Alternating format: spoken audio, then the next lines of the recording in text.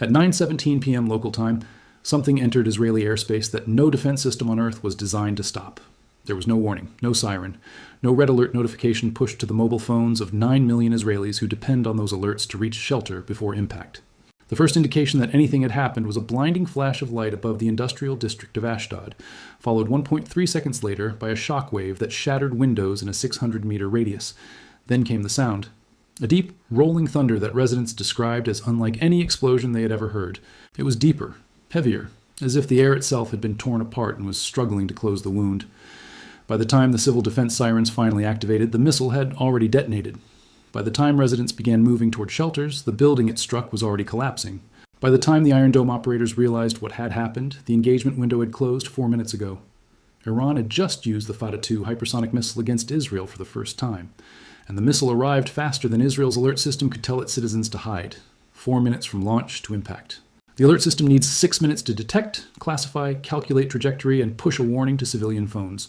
The missile beat the warning by 2 full minutes. 2 minutes is not a gap. It is a death sentence for anyone standing in the impact zone. Let me tell you what the Fattah-2 is, because this weapon does not belong to the same category as anything Iran has fired before. Everything else, the Khaybar-Shekin, the Sajal, the Ahmad, those are ballistic missiles. They follow modified versions of a ballistic arc. They go up, they come down. Their trajectories can be modeled, predicted, and intercepted by systems designed over decades to solve that specific mathematical problem. The Fattah-2 is not a ballistic missile. It is a hypersonic glide vehicle mounted on a ballistic missile booster. That distinction is not technical jargon. It is the difference between a weapon that can be stopped and a weapon that currently cannot. Let me walk you through the flight profile, because understanding how this weapon moves through the atmosphere is understanding why every air defense system in Israel was rendered irrelevant last night. The Fattah-2 launches like a conventional ballistic missile. A solid fuel booster accelerates the weapon to hypersonic speed during the initial boost phase, pushing it above the atmosphere to an altitude of approximately 100 kilometers. So far, this looks like any other ballistic missile. Israeli satellites detect the launch. Tracking radars acquire the thermal signature. Aero battery commanders begin calculating intercept solutions. Everything proceeds according to the protocol that has been practiced thousands of times. Then the weapon does something that no Iranian missile has done before. At the top of its trajectory, instead of following the predictable downward arc of a ballistic warhead, the Fattah-2 separates its glide vehicle from the booster. The booster continues on its ballistic path, a decoy that Israeli radars continue tracking. The glide vehicle drops into the upper atmosphere at approximately 80 kilometers altitude and begins to fly. Not fall, fly. It uses aerodynamic control surfaces to generate lift, allowing it to skip along the upper edge of the atmosphere like a stone skipping across water. Its speed at this point exceeds Mach 13, 13 times the speed of sound, approximately 16,000 kilometers per hour. At that velocity, the glide vehicle covers 4.4 kilometers every single second. In the time it takes you to blink, the Fattah-2 has traveled more than 2 kilometers. But speed alone is not what makes this weapon unstoppable. What makes it unstoppable is its flight path. A ballistic warhead follows a predictable arc. A hypersonic glide vehicle follows no predictable path at all. It can turn left, it can turn right, it can pull up, extending its range, it can push down, steepening its dive. It can perform S-turns, lateral jinks, and altitude changes that make its future position impossible to calculate with the precision required for interception. Israeli defense computers need to know where the target will be in 3 to 5 seconds to guide an interceptor to that point. The Fattah-2 can change its position by several kilometers in those same 3 to 5 seconds. The interceptor arrives at empty sky. The glide vehicle is already somewhere else, still moving at Mach 13, still maneuvering, still impossible to predict. Let me give you the specific numbers from last night, because the data tells a story that should alarm every military strategist on the planet. Iran launched 3 Fattah-2 hypersonic missiles at Israel. 3, not 30. Not a saturation barrage designed to overwhelm defenses through volume. 3 individual missiles spaced approximately 12 minutes apart. Iran was not trying to overwhelm the system. Iran was testing it. They wanted to see exactly how Israel's defenses would respond to a weapon they had never faced in combat. The first Fattah-2 was launched from a mobile launcher in western Iran at 9:13 p.m. Israeli early warning satellites detected the boost phase within 40 seconds. Tracking was established. Aero batteries received initial trajectory data. And then the glide vehicle separated from the booster, and the tracking data became useless. The aero system attempted to engage. 2 interceptors were launched. Neither achieved a successful track on the glide vehicle.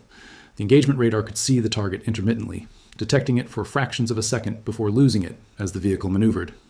The interceptors flew to their predicted intercept points and found nothing. The Fattah-2 struck Ashdod at 9:17 p.m., 4 minutes and approximately 14 seconds after launch. The civil defense alert was pushed to phones at 9:19 p.m., 2 minutes after impact. The second Fattah-2 launched at 9:25 p.m. This time, Israel attempted a different strategy. Instead of relying on Arrow interceptors, which are designed for ballistic trajectories, the IDF activated David's sling batteries and attempted to engage the glide vehicle during its terminal descent, the final seconds before impact, when the vehicle must commit to a relatively straight path toward its target. 3 David's sling interceptors were fired. All 3 missed. The Fattah-2 struck an open area near Rehavat at 9:29 p.m. The warhead created a crater 11 meters in diameter. No casualties resulted because the missile landed in agricultural land. But the crater tells you what would have happened if the aim point had been 800 meters to the east, where a residential neighborhood of 12,000 people begins. The third Fattah-2 launched at 9:37 p.m. By now, Israeli air defense commanders knew that neither Arrow nor David's sling could intercept this weapon. They attempted to engage with everything available simultaneously. 2 Arrow interceptors, 2 David's sling interceptors. And for the first time in this war, an Iron Dome battery was directed to attempt engagement during the terminal phase. 7 interceptors total were fired at the third Fattah-2. 7 missiles, each costing between $50,000 and $3.5 million launched at a single incoming weapon. All 7 missed. The Fattah-2 struck the northern outskirts of Beersheba at 9:41 p.m. It hit a commercial warehouse district. The warehouse it struck contained imported electronics inventory. The building was destroyed. 2 security guards were killed.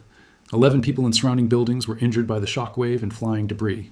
3 missiles launched, 11 interceptors fired, 0 successful interceptions, an interception rate of 0%. Let me say that again, 0%. Israel's entire layered air defense system, the most sophisticated missile shield ever built, achieved a 0% interception rate against the Fattah-2 hypersonic glide vehicle. The shield did not crack. It did not bend. It simply did not exist against this weapon. Now, let me explain the alert system failure, because this is the part that transforms a military problem into a civilian catastrophe. Israel's Home Front Command operates one of the most advanced civilian warning systems in the world. When a missile is detected, the system calculates its trajectory, determines which population zones are threatened, and pushes alerts to mobile phones, activates public sirens, and broadcasts warnings on radio and television. The system is designed to give civilians between 60 and 90 seconds to reach shelter. That window is tight but functional for ballistic missiles, which have flight times of 8 to 12 minutes from Iran to Israel. The alert goes out at approximately the 6-minute mark, giving civilians 2 to 6 minutes to reach cover. The Fattah-2 breaks that math entirely. Its flight time from western Iran to central Israel is approximately 4 minutes and 14 seconds. The alert system requires approximately 6 minutes to complete its full detection, classification, trajectory calculation, and dissemination cycle. The missile arrives before the cycle completes. This is not a system malfunction. The alert system worked exactly as designed. It simply was not designed for a weapon that travels at Mach 13. No alert system on Earth is. The technology to detect, track, and warn against a hypersonic glide vehicle in real time does not currently exist in any country's civilian defense infrastructure.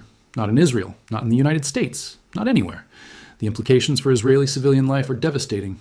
Since this war began, Israelis have relied on the alert system as their lifeline. When the siren sounds, they run to shelters. The system has saved thousands of lives during conventional missile attacks. Against the Fattah-2, the system is useless. There is no siren. There is no warning. There is only the flash, the shockwave, and the sound of a building coming down. Israelis cannot be told to live permanently in shelters. They cannot go to work in shelters. They cannot send their children to school in shelters. They cannot eat, sleep, and exist in underground rooms for months or years. The Fattah-2 takes away the one thing that made life under missile attack psychologically survivable, the belief that you will be warned, that you will have time to reach safety. That belief is gone. Against this weapon, there is no time. There is no safety. There is only luck. Either the missile hits your building or it does not, and there is nothing you can do to influence that outcome. Let me explain how this weapon was developed, because the Fattah-2 did not appear from nowhere.